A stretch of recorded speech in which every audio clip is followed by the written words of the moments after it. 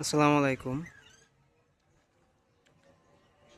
আপনারা এখন আমার সামনে যে পুকুরটা দেখতে পাচ্ছেন, এটা হচ্ছে আমাদের এলাকার একমাত্র সবচেয়ে বড় পুকুর হচ্ছে এটা। এটার উপরে আর কোনো বড় পুকুর এই আমাদের এলাকায় নাই।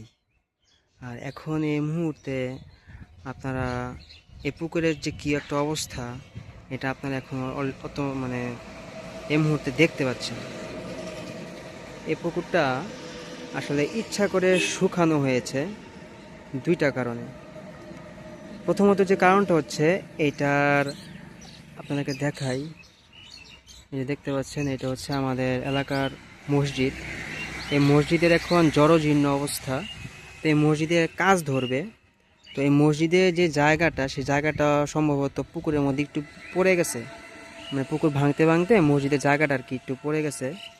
তো এই একটা কারণে এই পুকুরটা পানিটা মোটর দিয়ে সেচে ফেলে দেওয়া হয়েছে, এবং এই জন্য এখানে আপনারা দেখতে পাচ্ছেন আপনারা যে পুকুরটা শুকিয়ে গেছে।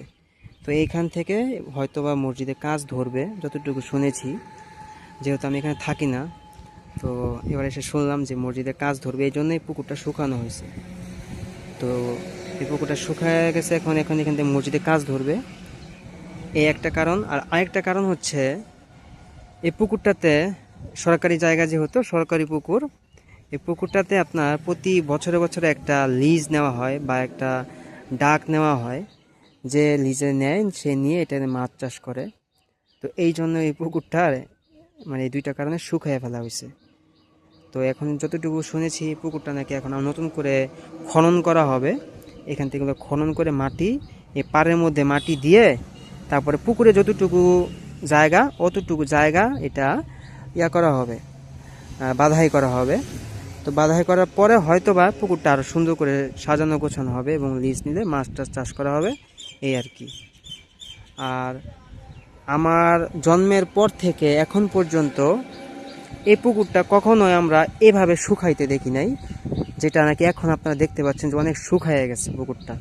এটা কখনো হয় নাই। Almost I am 2 years old I have. So এই 32 ইয়ার্সের মধ্যে কখনো এরকম দেখি নাই। এবং আমি আমার বাবাকে জিজ্ঞেস করছি, সেও বলছে যে আমাদের সময় যখন পুকুরটা খনন করা হয়েছিল, এর পরবর্তী যে পুকুরটা যে হয়েছে, এই প্রথম এরকম পুকুরটা শুকাইছে আর কি। তাও আবার কৃত্রিমভাবে শুকানো হয়েছে পানি ফেলে দিয়ে। তো যাই হোক, আপনারা যারা যারা এই মুহূর্তে এই ভিডিওটা দেখছেন, সবাই দেখে থাকেন। আর আমার ইউটিউব চ্যানেলটা আপনারা সবাই সাবস্ক্রাইব করে দিবেন। সবাই ভালো থাকবেন, সুস্থ থাকবেন। আল্লাহ হাফেজ। আসসালামু আলাইকুম।